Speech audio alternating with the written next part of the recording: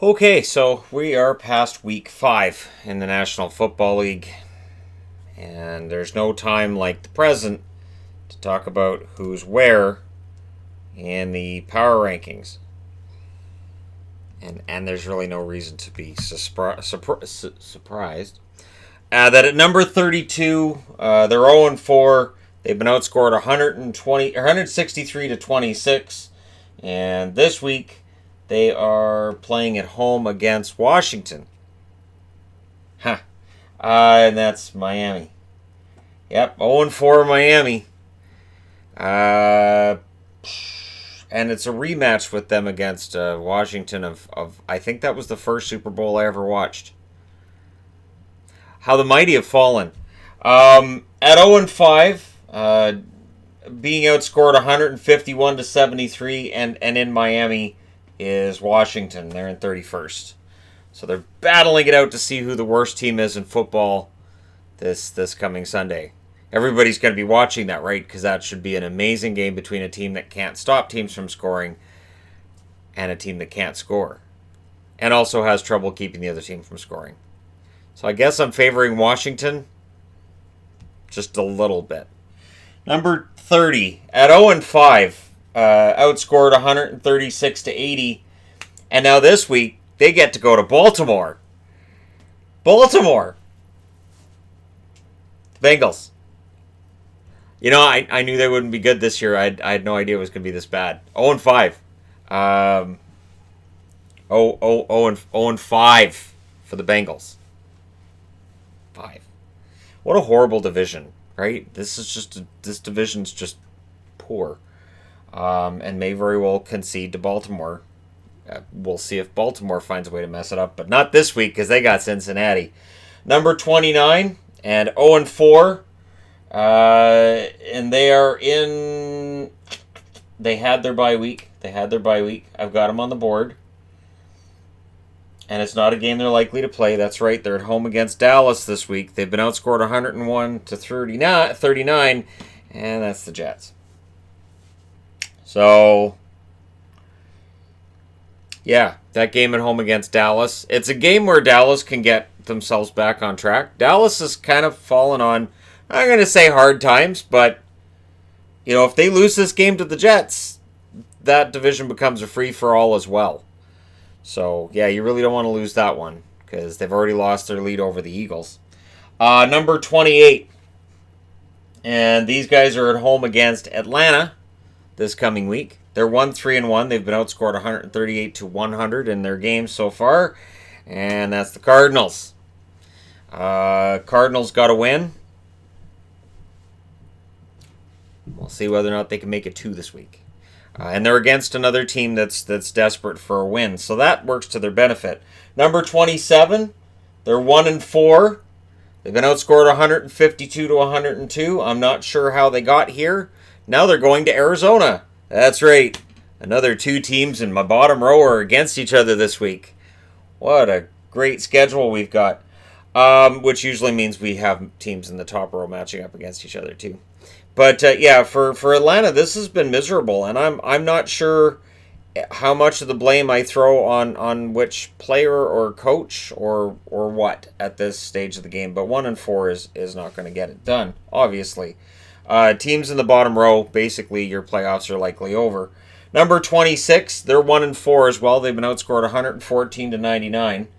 They're not getting beaten by a lot, but they're still finding ways to lose.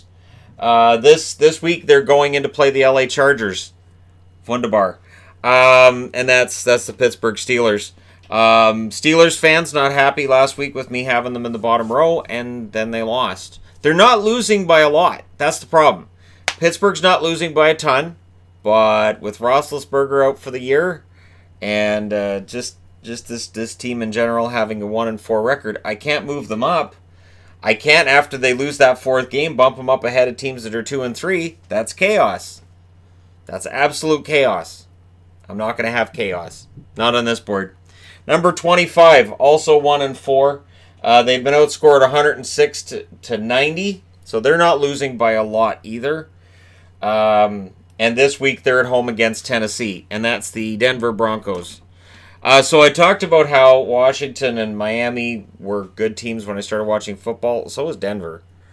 Um, I started watching football shortly before Elway came in, and honestly, I think Denver's better than their record.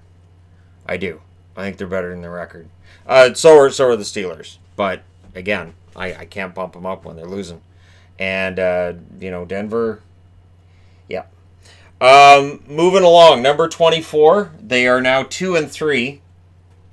Denver, of course, having played the Chargers, shouldn't surprise anybody how that turns out. Number 24, they're 2-3. They've been outscored 125-97. And this week they are in against the New England Patriots. So, if the New York Giants are going to get back to 500, they're going to do it the hard way.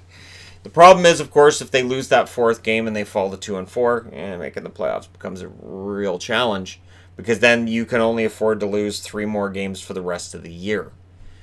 You have to go the rest of the year with only 3 losses to have any chance of making the playoffs, unless their division's a complete yard sale. But again, there should be, between either Philadelphia or Dallas, a team with 10 wins in this division. So you have to go for a wild card, and you have to get at least 9 wins to get a wild card spot in most seasons. Number 23, also at 2-3. They've outscored their opponents 98-76. The results haven't really been there. Now they're in Denver, and if Tennessee's going to, show that they're going to be good this year, and they're going to make that next step, do it this week against Denver, because they are a team in the bottom row. You should be able to beat them. And Tennessee hasn't looked bad overall. They've lost 3 out of 5. So this is where we're at. Unlike when I do hockey power rankings, where I can kind of go, well, this team's playing well in the midst of losses. It's an 82-game season. Football doesn't give you that. Football, it's a 16-game season. 1 game can make all the difference. Number 22, 2-3 as well. They've outscored their opponents 103-94. This week they're at home against the Pittsburgh Steelers, and that's, at the start of the year, I said I didn't think the Chargers were a Super Bowl contender. And that was considered to be kind of out on a limb a little bit. They weren't that far away last year, and sure, they could do it again. No, they can't. They're 2-3, and it's not going to happen. So the Bengals and the Chargers, I'm half tempted to just stop there and say you guys can figure the rest out. Because, yeah, this is a rough year for me with teams that I cheer for. Number 21, also 2-3. This week, these guys are at home against the New Orleans Saints. They've been outscored 118-111 in their games, and that is the Jacksonville Jaguars. You know what? The Jaguars, they're a good team. They are a good team, and if they end up finishing at 7-9, they'll be one of the better 7-9 teams I've seen. And this is even with all the Jalen Ramsey stuff and whatnot. They've still been really competitive, and they've been pretty good. So, if they can win this week, they're still in it. If they lose, that's probably, again, falling to 2-4, that's probably your season. You can come back from 2-4, but it is really, really difficult. You've got to go on a run. Number 20, also 2-3. These guys got absolutely destroyed. They have lost their games by a combined score of 122-92. And this week they are at home against Seattle, and that's Cleveland. Cleveland went into San Francisco, and this is their chance to prove they're going to go above 500, and no. San Francisco proved that they are for real, and Cleveland proved they got a lot of work left to do. So Cleveland down at 20 again. I think they've been 20 recently. I think this is kind of where they started the season after week 1, and so that's where we're at. Number 19. And these guys have a bye this week. They're 3-2, but they've been outscored 123-103. And in all honesty, it may seem like I'm kind of picking on them with them being 3-2 and me having them at 19th. But it's consistency with the Raiders. Consistency has been a massive issue for this team. So they get the win, they go to 3-2. I'm still holding off on saying, you know what, these guys could very well make the playoffs. And it's possible. But again, I want to see some consistency. I want to see 2-3 weeks in a row where they really perform. Number 18, these guys are 2-3. They did drop, I think, one spot from last week. They've been outscored 148 to 147. They're at home against Carolina this week, and that's Tampa. Tampa's very competitive. Tampa's actually a pretty good team. The results being 2-3 doesn't necessarily show it, but they are a good team, and we'll see whether or not they can get themselves back to 500 against Carolina. At 3-2, 129 points for, 107 against. Carolina's number 17. So these guys up against each other this week.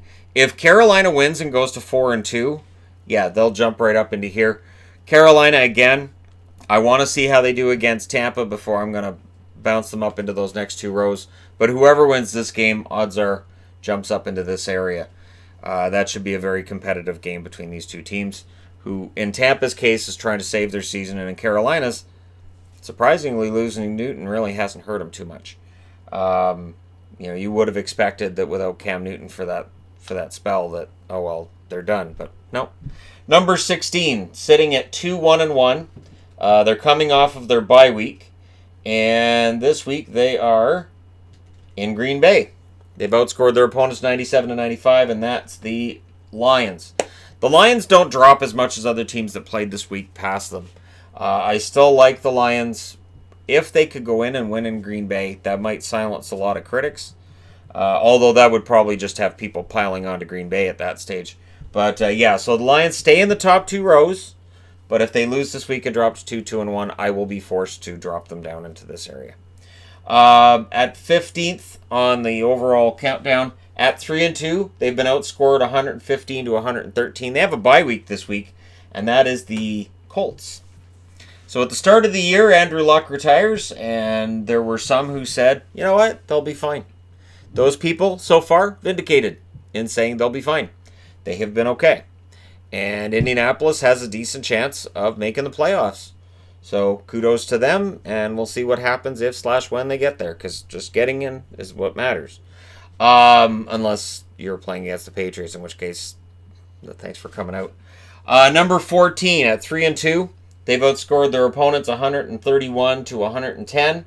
They're also on the list of teams I want to see consistency from, and now they're going to Kansas City.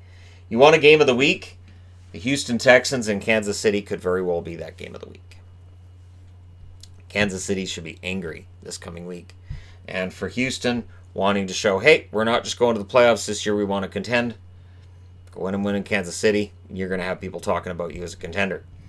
Number 13, also at 3-2, outscoring their opponents 161 to 123 overall. And now they're at home against Baltimore, or at home against Cincinnati. And I played my hand. Look at that. Sort of like if I was playing poker and I went, all right, so I'm going to braze you pocket aces. Crap. So yeah, Baltimore at 13. They may very well win this division just because, look, division.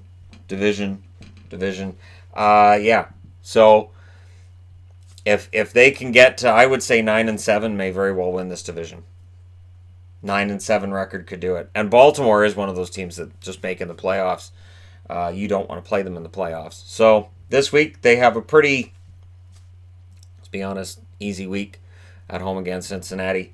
And they should go to 4-2. And then we'll start talking about the division for them, especially if Cleveland loses this week, then that gives them a 2-game lead for first in their division. Number 12 at 3-2, outscoring their opponents 112 to 73 overall. They're at home against the Philadelphia Eagles this week, and that's Minnesota. Anyways, so Minnesota at 13 in that middling ground. If they can beat the Philadelphia Eagles, then they're in good shape. It's a big if. And it's funny too, because for a team that's had some controversies already this year, 3-2 is not a bad record. That's not out of line with what was expected of them before the season started. And we'll see whether or not Cousins continues to answer to any criticism he's got. Sometimes criticizing your quarterback is the best thing you can do. Depends on the mettle of your quarterback. It really does. Number 11, also at 3-2, outscoring their opponents by a total of 87-69. They have a bye week this week, and that's Chicago. 5 games, 87 points. They have an offense problem, but with 69 points against, they have no problems on defense.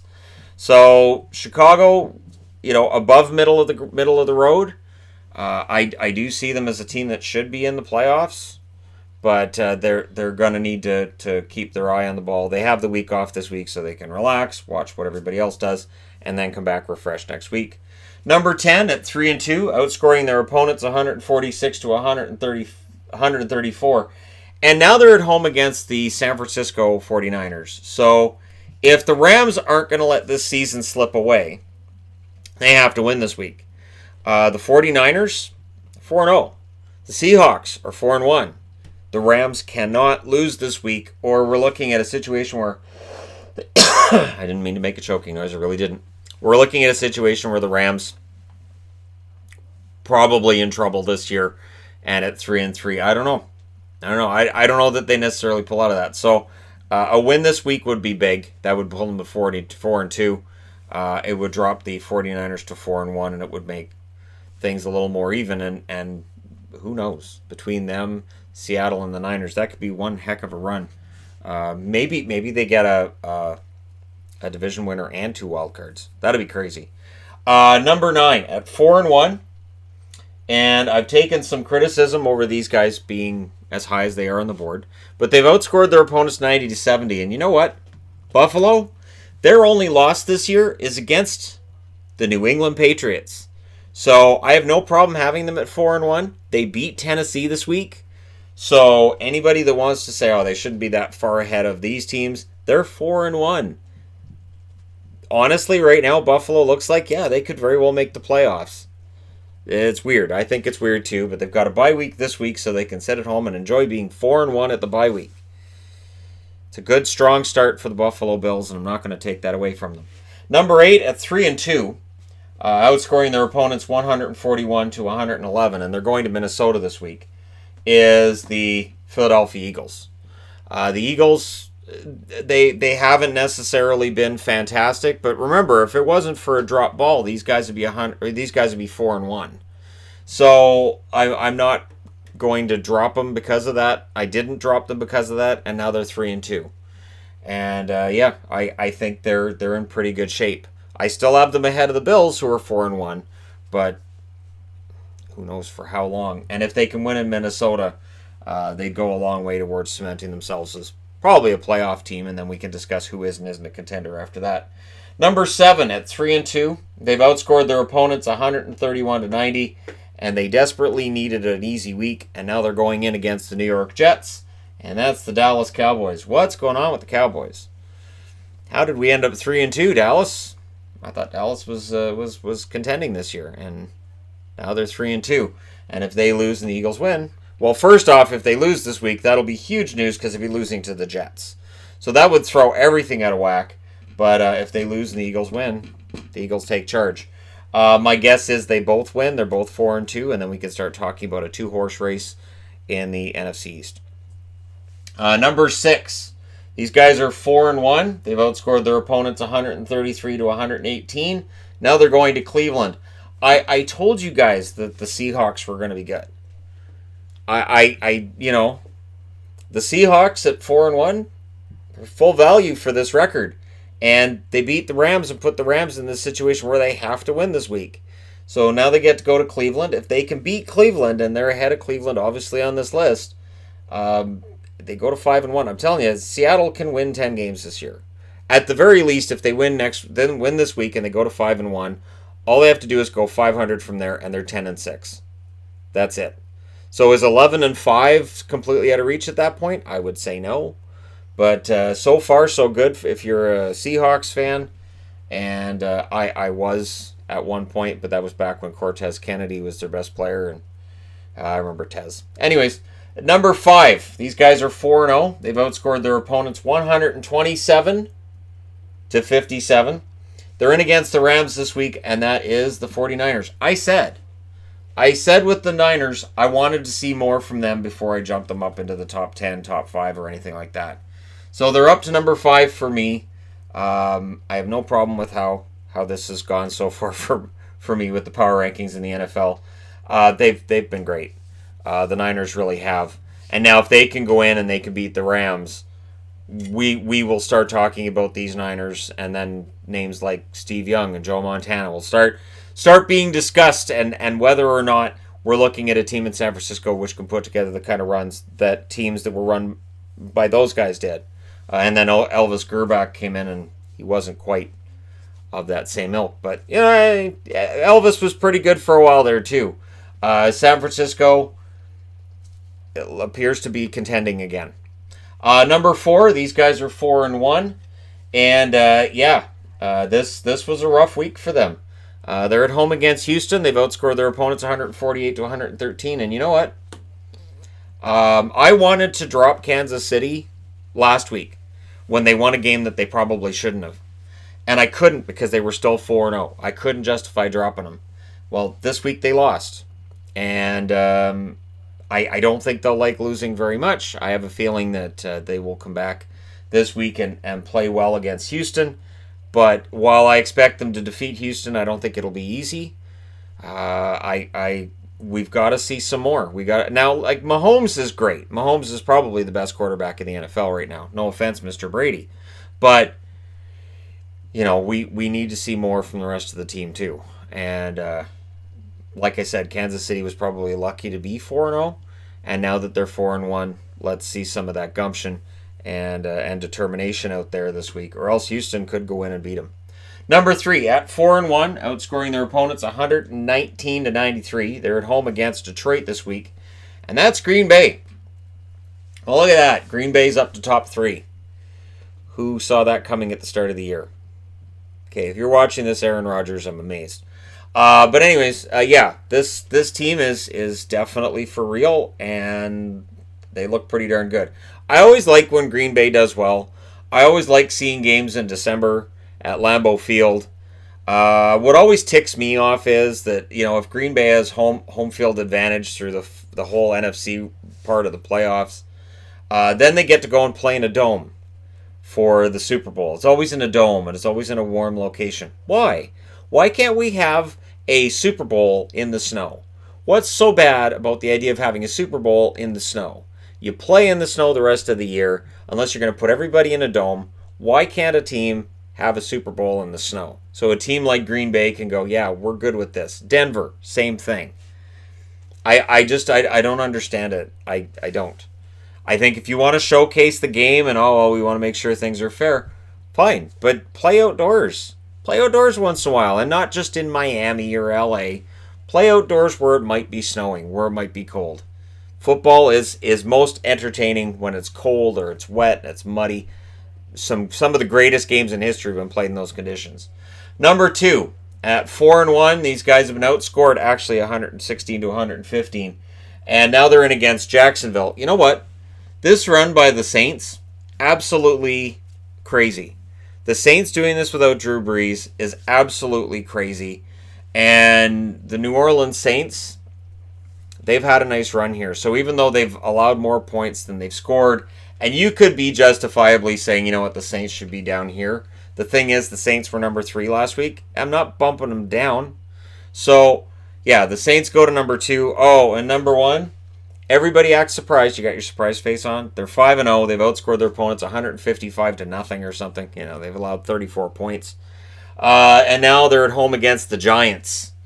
So, the New England Patriots, who people will argue they haven't played anybody yet, which is fine. If you want to argue that, you can. But they're winning these games, and they're winning them seemingly without breaking a sweat. So now they get to play against the Giants, which when they win that one and they go 6-0, people can complain again. They haven't played anybody yet, but it's their league. It's their league, and everybody else just kind of gets to play in the New England Patriots League.